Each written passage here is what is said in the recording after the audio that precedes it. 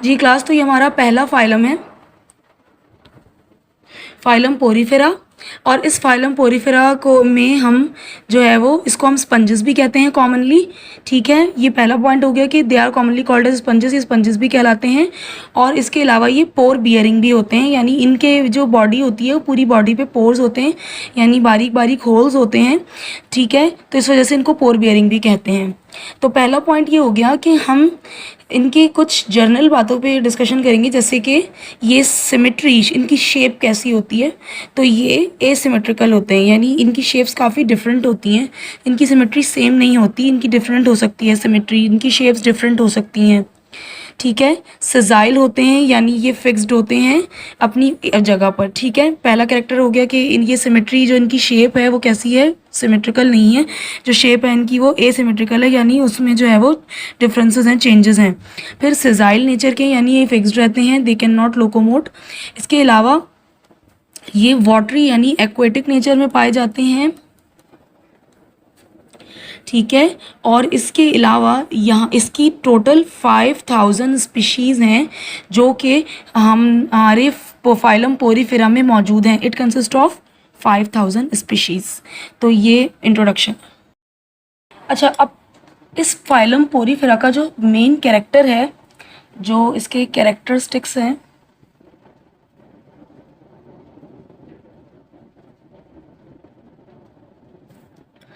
इसके कैरेक्टरिस्टिक्स में पहला आ जाता है असेंबलेज, यानी कि ये इनके पास बहुत सारे सेल्स हैं। ठीक है, they consist of many cells जो कि असेंबलेज हुए हुए, यानी अरेंज हुए हुए, असेंबल्ड हुए हुए एक तरतीब में।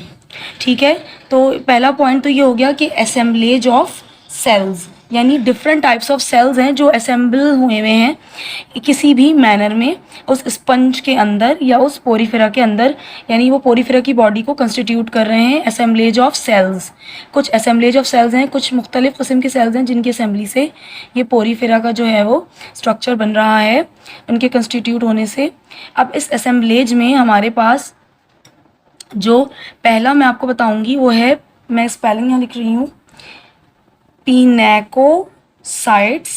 पिनेकोसाइट्स ये क्या करेंगे, बेसिकली यहाँ मैं ड्रॉ करके दिखाती हूँ।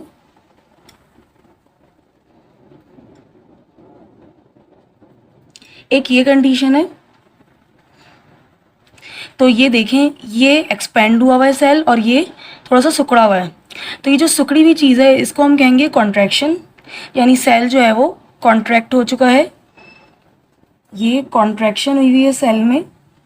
तो इसके पहले वाले सेल्स जो होंगे उसका नाम है पिनेकोसाइट्स, और ये सेल्स जो हैं इसमें कॉन्ट्रैक्शन हो जाती है और ये क्या फॉर्म करेंगे, दे फॉर्म दी एपिडर्मिस।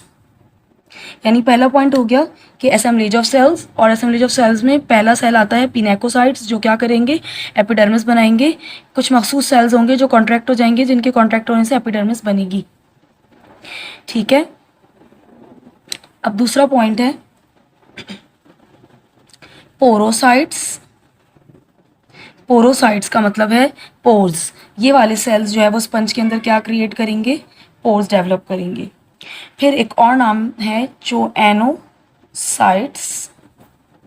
चोएनोसाइट्स, ये जो चोएनोसाइट्स हैं ये जो है फ्लैजिलेटेड सेल्स बनाएंगे, या वो वाले सेल्स जो कि मूव करके किसी रिस्पेक्टिव अपने ओवम के पास जा सके। तो ये तक रिप्रोडक्शन में भी ये वाले सेल्स रोल प्ले कर रहे होंगे, फ्लैजिलेटेड सेल्स। फिर आ जाता है स्पोंगोसील। स्पोंगोसील एक कैविटी है, एक हॉलो कैविटी है। इस हॉलो कैविटी, एक खाली कैविटी है, एक खाली कैविटी है, उसके अंदर तमाम किस्म के सेल्स इनक्लोज्ड हैं। ठीक है, तो वो जो कैविटी है उसको हम क्या कहेंगे, स्पोंगोसील। अच्छा, ये जो पोरीफेरा है इसमें जो अपर साइड होती है, अपर माउथ जो होगा उसे हम कहेंगे ऑस्क्यूलम, और जो लोअर पार्ट होता है उसको हम कहेंगे ऑस्टिया। स्पोंगोसील यानी हॉलो कैविटी, स्पोंगोसील स्पंज की वजह से स्पोंगो और सील्स मीन्स कैविटी, तो स्पंज की खाली जो कैविटी है, जो उसकी वो इस इनर स्पेस है, जो उसका इंटरनल पूरा खाली जगह है जिसके गिर्द सारे सेल्स अराउंड कर रहे हैं, ये हॉलो इनर कैविटी या इनर हॉलो कैविटी है, जिसे स्पंगोसील कहेंगे। और इस स्पंगोसील के बाद आ जाते हैं दो और नए कैरेक्टर्स की तरफ, स्पाइक्यूल्स और अमीबोसाइट्स।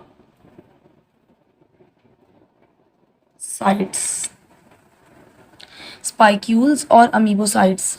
स्पाइक्यूल्स का काम क्या है कि ये कैल्शियम की डिपोजिशन करते हैं, यानी इसी वजह से इसको हम कहते हैं कि कैलकेरियस या सिलिकॉन की डिपोजिशन करते हैं, इसीलिए सिलिक्वस जो है वो डिपोजिशंस जो हैं वो होती हैं इसकी आउटर एरिया के ऊपर। उस कैलकेरियस और सिलिकस डिपोजिशंस की वजह से जो एक स्ट्रक्चर बनता है उसे हम क्या नाम देते हैं, स्पाइक्यूल्स। और अमीबोसाइट्स क्या हैं? अमीबोसाइट्स बेसिकली वो सेल हैं जो रिस्पॉन्सिबल हैं egg cells and sperm cells form करेंगे ये अमीबोसाइट्स। यानी अब हमने दो और कैरेक्टरिस्टिक्स फीचर्स के ऊपर बात की कि स्पाइक्यूल्स, स्पाइक्स हैं, ये स्पाइक्यूल्स हैं, ये कुछ आउटग्रोथ्स हैं, कुछ स्ट्रक्चर्स हैं जो स्पंज की बॉडी के ऊपर प्रेजेंट होंगे। और वो क्यों बनते हैं? क्योंकि कुछ कैल्शियम सेडिमेंट्स और कुछ सिलिकॉन सेडिमेंट्स की जब डिपोजिशन होती है तो ये स्पाइक्यूल्स बन जाते हैं। और इसके अलावा बेसिकली स्पाइक्यूल्स इन दोनों की डिपोजिशन से बने, यानी इन दोनों एलिमेंट्स की डिपोजिशन से एक स्ट्रक्चर्स फॉर्म हो गए, एक सेलुलर स्पाइक्यूल्स, एक सेलुलर स्ट्रक्चर्स फॉर्म हो गए। और एमीबोसाइट्स क्या हैं? ये एग सेल्स और स्पर्म सेल्स बनाते हैं। ओके, अब सेक्शुअल रिप्रोडक्शन। अब पोरीफेरा की जो सेक्शुअल रिप्रोडक्शन है, जाहिर सी बात है कि वो एग सेल्स और स्पर्म सेल्स की फ्यूजन से ही होगी। तो हम यहाँ बात करेंगे कि जाइगोट जब दोनों फ्यूज़ करेंगे तो एक वर्ड मैं यहाँ लिखूँगी, फर्टिलाइजेशन होगी। जाइगोट बॉडी बनेगी और जाइगोट बॉडी बनने के बाद जो मेल यानी स्पर्म सेल्स और फीमेल के एग सेल्स की फर्टिलाइजेशन के बाद जो जाइगोट बॉडी होगी, क्योंकि वो ड्यूअल नेचर की होगी, ज़ाहिर है उसमें मेल और फीमेल के फ्यूजन्स हुए होंगे, तो उसको हम एक नाम देंगे एम्फीब्लास्ट्यूला। और जब जाइगोट से जो एम्ब्रियोनिक स्टेज आएगी तो वो हो जाएगा एम्फीब्लास्ट्यूला लार्वा।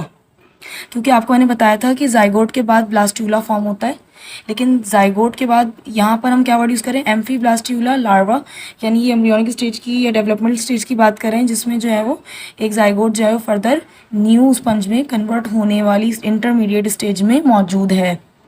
अब ये जो सेक्सुअल रिप्रोडक्शन हुई है जिसमें एग और ये फ्यूज़ हुए हैं, इसके नतीजे में बनने वाला जो ब्लास्ट्यूला होगा वो कहलाएगा amphiblastula. And after embryonic in embryonic stages एक लार्वा फॉर्म होगा।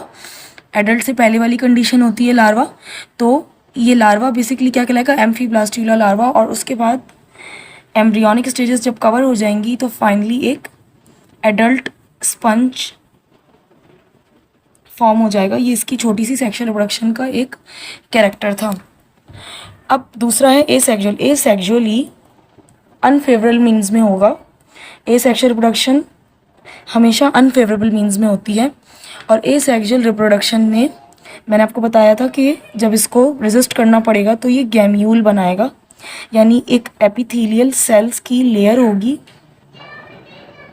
जो कवर करेगी ब्लास्ट्यूला को, या हम ये कह सकते हैं कि अमीबोसाइट्स या अमीबॉइड सेल्स को। तो सेक्सुअल रिप्रोडक्शन में गैम्यूल फॉर्म होगा। गैम्यूल क्या है? एक एपिथेलियल सेल्स की लेयर है या कवरिंग है जो ठीक है। तो ये गैम्यूल क्या है, एपिथेलियल सेल्स की लेयर या कवरिंग है, जैसे फंजाई में सिस्ट बनता था इसी तरह ये वो कवरिंग है। तो ये कवरिंग अमीबोसाइट्स के गिर्द हो जाएगी और उस वक्त अमीबोसाइट्स यानी मेल और फीमेल जो रिप्रोडक्टिव सेल्स होंगे वो न्यूट्रिएंट उनके अंदर मौजूद होंगे, ये भी बात याद रखिएगा। अब जो सेक्स ऑर्गन है उसकी कंडीशंस भी कुछ हैं कि अगर ऐसा होता है कि मेल और फीमेल दोनों सेक्स ऑर्गन्स एक ही इंटरमीडिएट बॉडी या स्ट्रक्चर के ऊपर अटैच्ड होंगे तो ऐसी कंडीशन को हम कहेंगे हर्माफ्रोडाइट। इसका मतलब क्या होगा, ये जब भी नाम आए तो आपके दिमाग में आना चाहिए कि मेल और फीमेल के जो सेक्स ऑर्गन्स हैं वो एक ही स्ट्रक्चर के ऊपर मौजूद हैं। लेकिन ये वाली जो कंडीशन है ये यूजुअली होती है, मोस्टली होती है। ये वाली जो कंडीशन है हर्माफ्रोडाइट वाली ये यूजुअली होती है, अक्सर स्पंजेस में ऐसा होता है। लेकिन सम ऑफ द टाइम सेक्सेस जो होते हैं या जो सेक्स ऑर्गन्स होते हैं वो सेपरेट भी होते हैं। एक तो ये पॉइंट हो गया। अब मैंने स्पोंगोसील की बात की थी, तो स्पोंगोसील में भी 3 तरह की स्पोंगोसील्स की टाइप आ जाती हैं। एक होता है एस्कॉन, दूसरा है साइकॉन और तीसरा है ल्यूकॉन। एस्कॉन में एक सिंगल कैविटी यानी ये जो इंटरनल हॉलो का कैविटी है ये सिंगल कैविटी जो है वो डिवाइडेड नहीं होगी। ये जो स्पोंगोसील कैविटी है ये डिवाइडेड नहीं होगी। साइकॉन में ये जो कैविटी होगी ये डिवाइडेड होगी मगर किसके अंदर, चैम्बर्स के अंदर, सेकेंडरी चैम्बर्स के अंदर। यानी डिवाइड नहीं होगी तो हम कौन सी स्पोंगोसील की टाइप समझेंगे, एस्कॉन। और अगर डिवाइड होती है सेकेंडरी चैम्बर्स में तो साइकॉन। और ल्यूकॉन का मतलब है कि वो सेकेंडरी के साथ साथ कहाँ तक डिवाइड होगी, टर्शरी चैम्बर्स तक। जो स्पोंगोसील की इंटरनल कैविटी है वो डिवाइड होती चली जाएगी। सही। तो ये सब डिविजन्स ऑफ स्पोंगोसील की बुनियाद पे 3 नाम याद कर लें कि डिवाइड अगर होगी स्पोंगोसील कैविटी, नहीं होगी अगर स्पोंगोसील कैविटी डिवाइड नहीं होगी तो एस्कॉन टाइप। अगर स्पोंगोसील कैविटी सेकेंडरी चैम्बर्स में डिवाइड होती है तो इसका मतलब है साइकॉन टाइप।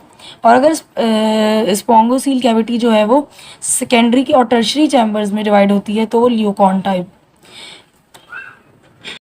अब इसकी क्लासिफिकेशन की बात कर लेते हैं। तो ये जो क्लासिफिकेशन है बेसिकली यहाँ पर स्पंजेस की क्लासिफिकेशन स्केलेटन्स की बुनियाद पर हुई है। उसके अंदर फॉर्म होने वाले जो स्केलेटन्स हैं, जो बेसिक स्ट्रक्चर है उसकी बुनियाद पर हुई है। तो on the basis of skeleton 3 तरह की क्लासेस आती हैं, कैलकेरिया, क्लास हेक्सेक्टिनेलिडा और class Demospongiae. Class Calcarea, class Hexactinellida, class Demospongiae. अगर कैलकेरिया क्लास होगी तो इसका मतलब है जो स्केलेटन होगा वो नीडल शेप के क्रिस्टल्स बनाएगा, नीडल लाइक क्रिस्टल्स बनाएगा जो कि कैल्शियम के बने हुए होंगे। तो ये पहचान हो जाएगी कि ये क्लास कैलकेरिया का मेंबर है। अगर कोई ऐसी स्पीशी होती है जिसमें ये जो स्केलेटन है वो फॉर्म्ड होगा सिलिकॉन का, सिलिकॉस नेचर का, जो मैंने अभी पहले ही बताया था, तो वो वाले मेंबर्स सारे स्पीशीज़ कहलाएंगे क्लास हेक्सेक्टिनेलिडा के, क्योंकि उनकी जो स्केलेटन होगा उसकी वो फॉर्म हुआ होगा सिलिकॉन का या सिलिकॉस नेचर का होगा वो। फिर डेमोस्पॉन्जी की बात कर लेते हैं। तो इसमें प्रोटीनेशियस स्केलेटन्स आते हैं। अगर प्रोटीनेशियस स्केलेटन है, अगर पोरीफेरा का स्केलेटन जो है वो प्रोटीनेशियस होता है तो इसका मतलब है कि वो बिलोंग करेगा क्लास डेमोस्पॉन्जी से, यानी वो तमाम स्पीशीज़ जो कि प्रोटीनेशियस स्ट्रक्चर के होंगे वो बिलोंग करेंगे क्लास डेमोस्पॉन्जी से। और सिलिकॉन वाले एक्सोस्केलेटन्स बिलोंग करेंगे हेक्सेक्टिनेलिडा से। और नीडल लाइक या क्रिस्टल लाइक कैल्शियम के बने हुए स्केलेटन्स होंगे तो वो जो स्केलेटन होगा वो कैलकेरिया, क्लास कैलकेरिया से बिलोंग करने वाले सारे स्पीशीज़ के अंडर में आएगा। So this is about the skeleton classification on the basis of skeleton, और ये 3 बुनियादें हैं जिनकी बुनियाद पे क्लासिफाई किया गया है क्लास फाइलम पोरीफेरा को।